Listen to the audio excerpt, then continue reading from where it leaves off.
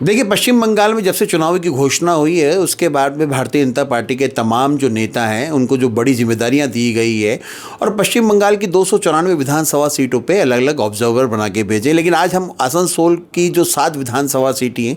जिनके प्रभारी हैं जितेंद्र गोठवाल जी, वो पिछले 3 महीने से लगातार आसनसोल में रह के भारतीय जनता पार्टी को मजबूत करने का प्रयास कर रहे हैं, कार्यकर्ताओं को एकजुट रखने का प्रयास कर रहे हैं। और क्योंकि 9 तारीख को, आने वाली 9 तारीख को देश के प्रधानमंत्री नरेंद्र मोदी की एक आम सभा भी है, उनकी भी तैयारियों के लिए जितेंद्र गोठवाल जी को जो है जिम्मेदारी दी गई है। भाजपा के तमाम बड़े नेता आसनसोल में डेरा बांधे हुए, लेकिन जितेंद्र गोठवाल लगातार अपनी 7 विधानसभा सीटों पर दौरा करते हुए कार्यकर्ताओं से लगातार मुलाकात कर रहे हैं। हम उनसे जानेंगे कि आखिर इन 7 विधानसभा सीटों का कैसे समीकरण बैठेगा, क्योंकि यहाँ टक्कर बीजेपी की कांग्रेस से नहीं है लेकिन तृणमूल कांग्रेस से टक्कर है। कैसे वो अपने आप को यहाँ देखते हैं। गोठवाल जी, सबसे पहले तो आपका स्वागत है, क्योंकि आप पिछले 2.5 से 3 महीने के अंदर में आप आसनसोल में हैं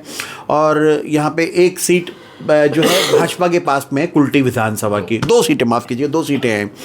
7 सीटों का है 5 सीटें, जो 2 सीटें तो है वो तो है, लेकिन इन 5 सीटों को वापस कैसे लिया जाएगा? देखिए, मेरा ये मानना है भारतीय जनता पार्टी का जो बूथ स्तर पर नेटवर्क यहाँ पर तैयार हुआ पिछले दिनों में, भारतीय जनता पार्टी की मजबूती भारतीय जनता पार्टी का बूथ का कार्यकर्ता और हमारे बूथ का कार्यकर्ता ने ये ठान लिया है कि इस बार टीएमसी को भगाकर भाजपा को लाना है। और उसकी तैयारी में लगभग मैं 18 जनवरी से यही हूँ और मैंने देखा कि कार्यकर्ता के अंदर, एक आम आदमी के अंदर, एक महिलाओं के अंदर इस बात का रोष है कि ममता ने मुआवजा तो अलाउंस कर दिया, किसी महिला के साथ अत्याचार हुआ, बलात्कार हुआ, तो उसको न्याय देने का काम नहीं किया। इज्जत की, महिला की इज्जत की वैल्यू जो है ममता जी ने हमेशा पैसों से आकलन किया। आपको ध्यान होगा कलकत्ता के पास का एक घटना, और यहाँ पर जो हालात हैं, कोयला, बजरी, इन सब चीज़ों को लेकर ममता दीदी के एजेंट यहाँ पर बैठे हैं जो लगातार यहाँ से उगाई करके अरबों रुपया, जनता की गाड़ी कमाई का पैसा, इनलीगल माइंस, इनलीगल बजरी जो है वो ममता को पैसे इकट्ठे करके देते हैं ममता दीदी को, और ममता दीदी उस पैसे को पता नहीं कहाँ रखती हैं लेकिन जनता के उपयोग में नहीं आता। ये जनता को आभास हो गया और ये भी लगने लगा है कि अगर कहीं पर विकास है तो नरेंद्र मोदी जी कर सकते हैं, कहीं महिला सुरक्षा है तो नरेंद्र मोदी जी के शासन में है, कहीं युवाओं को रोजगार मिलेगा तो भाजपा के शासन में मिलेगा, कहीं पीएम आवास का पूर्ण पैसा अगर कहीं पर गरीब को लगने के लिए मिलेगा तो भाजपा के शासन में मिलेगा। और ऐसे बहुत सारे मुद्दे जो ज़मीन पर हैं। मैं तो जब फर्स्ट टाइम आया तो मुझे बड़ा देखकर अचंभा हुआ कि 120 किलोमीटर का सफ़र 4 घंटे में तय किया जाता है यहाँ पर। देश की आज़ादी की 76वीं वर्षगांठ हमने बनाई है, लेकिन बंगाल आज भी ऐसा लगता है कि जैसे लगभग आज़ादी के समय में हम लोग जी रहे हैं। 50 साल पीछे ये प्रदेश है। कलकत्ता में मैंने देखा कई 40 साल पुरानी गाड़ियाँ वहाँ पर चल रही है, जहाँ पर हम प्रदूषण रहित देश को देखते हैं, शहरों को देखते हैं, वहाँ पर ये प्रदूषण को बढ़ाने का काम करते हैं। मुझे लगता है कि सुशासन चाहिए तो भाजपा चाहिए, रोजगार चाहिए तो भाजपा चाहिए, गरीब को घर चाहिए तो भाजपा चाहिए, और विशेष तौर पर महिलाओं को सुरक्षा चाहिए तो भाजपा चाहिए। ये बंगाल की जनता समझ गई है। अच्छा, क्योंकि गोठवाल जी, एक सबसे बड़ा जो देखा जाए, क्योंकि यहाँ मैं लगातार जब जीरो पे काम कर रहा हूँ, ग्राउंड जीरो पे काम कर रहा हूँ, तो यहाँ पर जो है ये कहा गया है कि तृणमूल कांग्रेस जो है लगातार आम आदमी पर कहीं ना कहीं किसी न किसी रूप में अत्याचार कर रही है। तो क्या लगता है कि जो अत्याचार लोगों पे हो रहे हैं उसका विकल्प भारतीय जनता पार्टी है? देखिए, मैंने आपको कहा कि मैं आपको कल का उदाहरण देता हूँ। हमारी एक 12 बनी विधानसभा है। उस विधानसभा के वर्तमान विधायक हैं जो, उनके वार्ड में वो किसी पार्टी के प्रत्याशी को कैंपेनिंग नहीं करने देना चाहते। लोकतंत्र में इतनी तानाशाही, लोकतंत्र के अंदर ऐसा व्यवहार, लोकतंत्र में इतना डर, मुझे लगता है संविधान की हत्या अगर कहीं हो रही है तो वेस्ट बंगाल में हो रही है। और इस बार सबको समझ आ रहा है कि भारतीय जनता पार्टी को लाने से ही इन सब अत्याचारों से और इनसे हमें मुक्ति मिलेगी। जैसे पिछली बार एक स्लोगन चला था, खेला होवे, तो क्या लगता है कि इस बार ये खेला होवे बीजेपी की तरफ से होगा? देखिए, मुझे लगता है खेला इस बार जनता करने वाली है, और जब जनता खेला करने का ठान लेती है तो खेला होके रहता है। आज एक आम आदमी के मन में है भाजपा को लाना है, ममता को भगाना है। मुझे पूर्ण विश्वास है वेस्ट बंगाल की जनता इस बार माननीय प्रधानमंत्री जी के सुशासन को, माननीय नरेंद्र मोदी जी के सुशासन को, माननीय अमित भाई के सुशासन को और अमित भाई के वादों को, अमित भाई जिस तरह से बात करते हैं, अमित भाई शाह, तो मुझे लगता है उसको वोट मिलने, इस बार वेस्ट बंगाल में उनको वोट मिलने वाले हैं। गोठवाल जी, एक सबसे बड़ा जो है,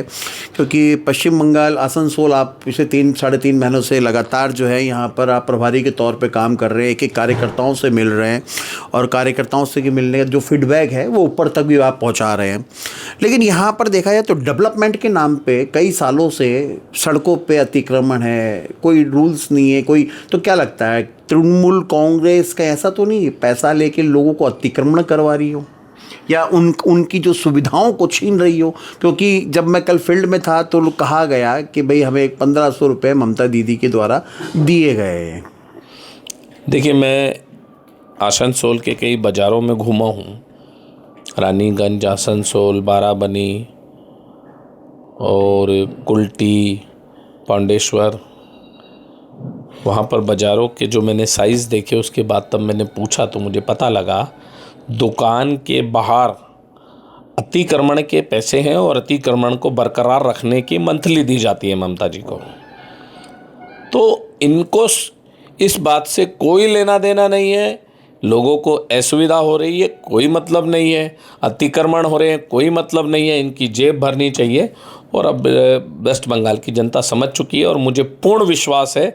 आसनसोल के अंदर 7 सीटों पर कमल खिलेगा, माननीय नरेंद्र मोदी जी के, अमित भाई के सुशासन को वोट मिलेगा। एक मेरा लास्ट सवाल, 9 तारीख को देश के प्रधानमंत्री नरेंद्र मोदी आसनसोल की धरा पे आ रहे हैं, तो क्या लगता है यहाँ के आसनसोल की जनता के चुनावी माहौल है, कुछ ऐसी घोषणा, क्योंकि प्रभारी हैं आप 7 विधानसभा सीटों के, क्या कुछ ऐसी सौगात मिल सकती हैं आसनसोल के वोटरों को, लोगों को, जो इस बार मोदी जी को नेतृत्व दिखना चाह रहे हों?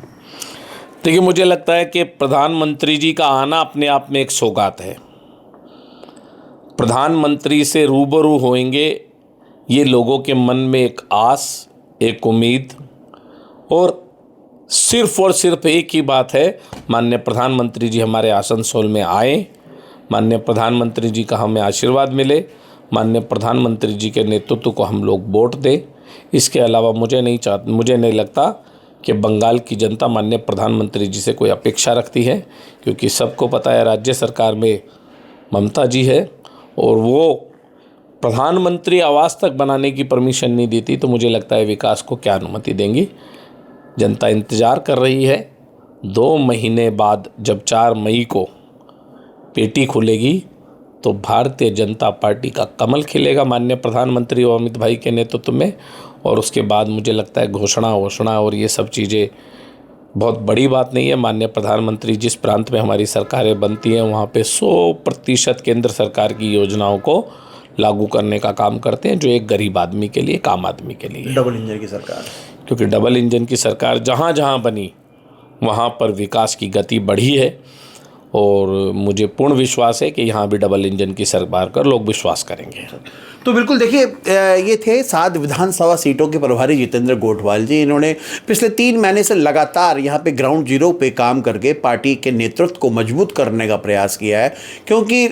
ये जो 7 सीटें हैं ये मिली जुली सीटें, यहाँ पर बंगाली समाज के साथ साथ राजस्थान से आए हुए जो प्रवासी मारवाड़ी लोग हैं वो भी यहाँ निवास करते हैं, और लगातार इन लोगों से मुलाकात करके पार्टी की जो नीतियाँ और रीतियाँ हैं उनको समझाने का प्रयास किया है। मोदी सरकार की जो योजना है, साथ में गोठवाल जी ने कहा है कि हम कुशासन को खत्म करके सुशासन की नींव रखेंगे। ये तो 23 तारीख को जब वोट पड़ेंगे उसके बाद में ही मालूम पड़ेगा कि गोठवाल जी की मेहनत कितनी रंग लाई। लेकिन आम जनता, जब हम फील्ड में गए तो आम जनता लगातार जो है बोल तो कुछ नहीं रही है, लेकिन इस बार उनके मन में जो 5 साल पहले का जो उनका स्लोगन था खेला होवे, इस बार ये बीजेपी की तरफ से साफ दिखाई दे रहा है कि खेला होवे। Manoj Sharma, news watch India, Asansol.